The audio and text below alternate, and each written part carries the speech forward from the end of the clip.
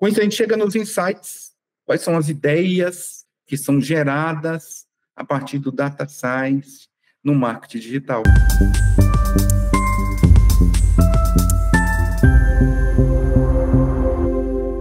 Por exemplo, os call to actions. A gente poderia ter e-book, teste freemium ou gerar um manual. Eles seriam, por exemplo, o e-book é um tipo de arquivo que você tem como interesse atrair para o topo do funil.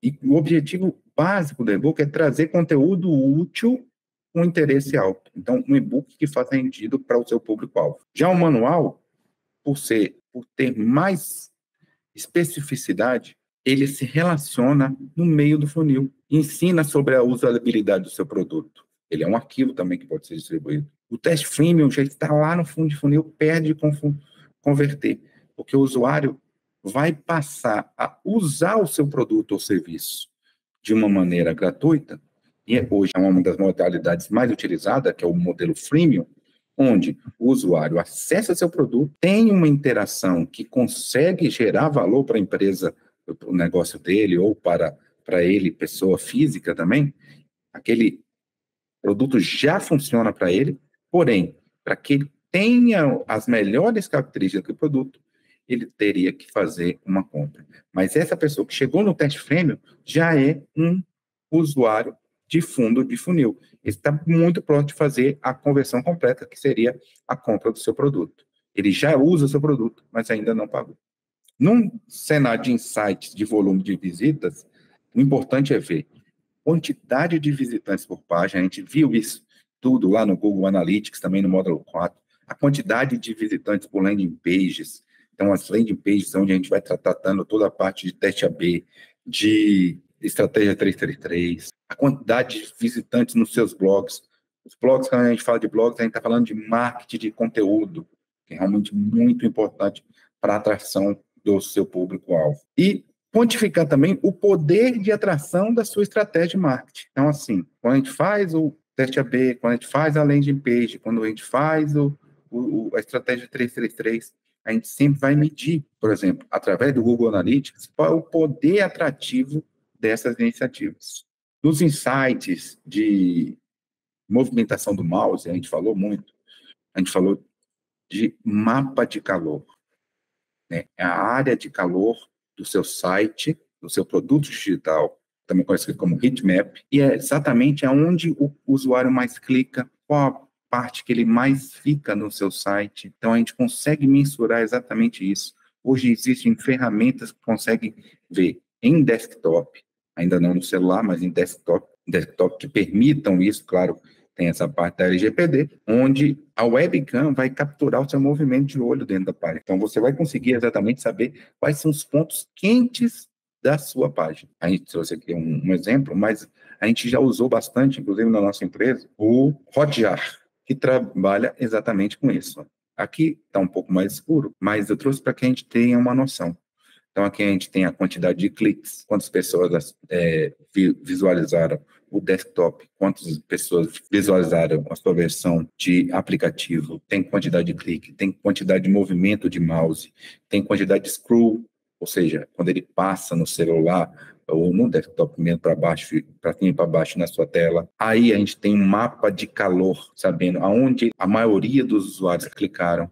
Então, nessa parte vermelhinha aí a gente consegue ver teve muito mais clique no seu site nessa parte, no caso aqui o Design Patterns. Então, a gente consegue mensurar o que é mais importante. Existe também no marketing digital uma distribuição desses assuntos na sua página. É importante que eles fiquem, os assuntos mais importantes fiquem sempre no topo e fiquem sempre na parte mais esquerda possível, que é onde o olhar do brasileiro, do ocidental em geral, começa a ler, que é a nossa ordem de leitura. Então, tudo que é mais importante, tudo que atrai mais, tem que estar localizado nessa parte mais superior e mais esquerda possível.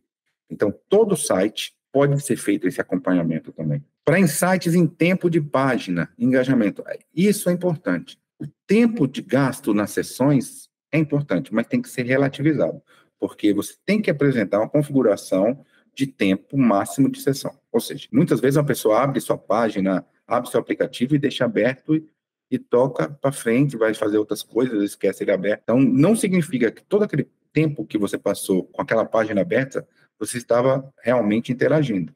Então, deve ter uma configuração para isso, né?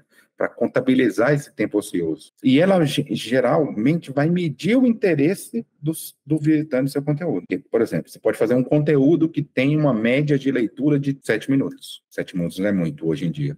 Vamos colocar 3 minutos. Mas todos os usuários que chegam lá passam 1 minuto e leem. Passam 1 minuto na página e sai. Página 1 minuto na página e sai. É muito difícil que esses usuários estejam realmente lendo esse conteúdo em 1 minuto. O que você tem que fazer como insight é tentar diminuir esse texto para que ele se adeque ao tempo desse usuário. Ou então, melhorar esse texto para que ele, depois de 1 minuto, ainda consiga manter a atenção do seu usuário. Então, logo depois de 1 minuto de leitura, tem que colocar uma chamada, alguma outra coisa importante que possa induzir o usuário, atrair o usuário para a parte final do texto. Insights das redes sociais é uma coisa à parte, mas geralmente vai estar inserido em curtidas, número de curtidas, número de visitantes, número de visualizações, número de comentários. Hoje o comentário é algo fundamental nas redes sociais.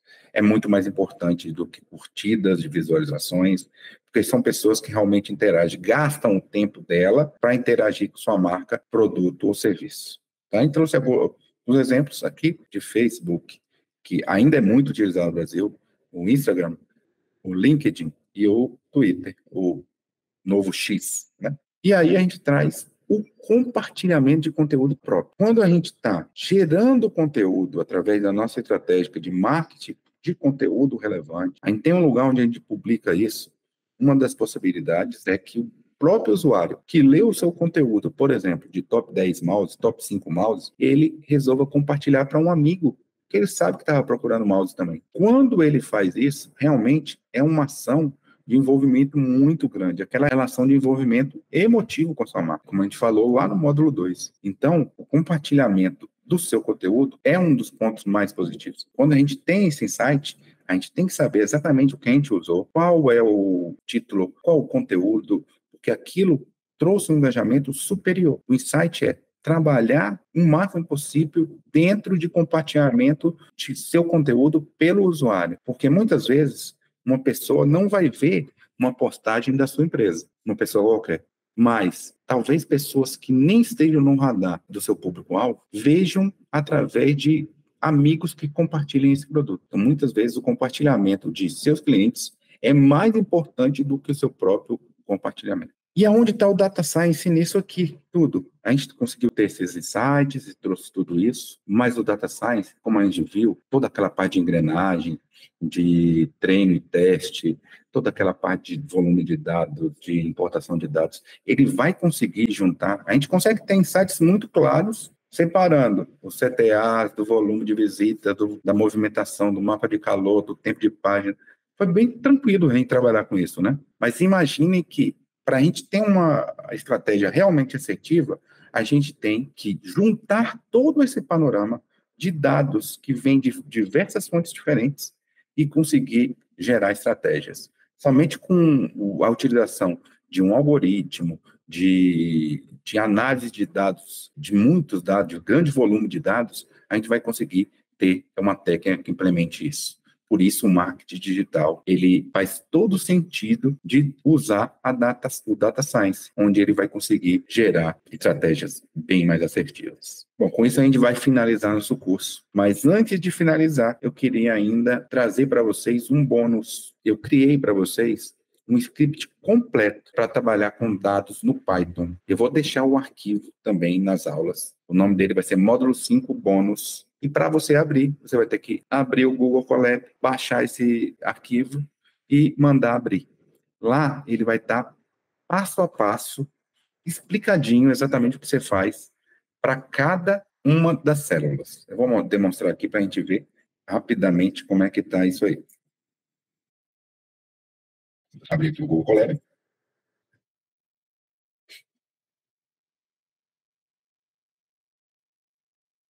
Olha, já abriu em uma. Vou aqui abrir um novo notebook e abrir o módulo 5.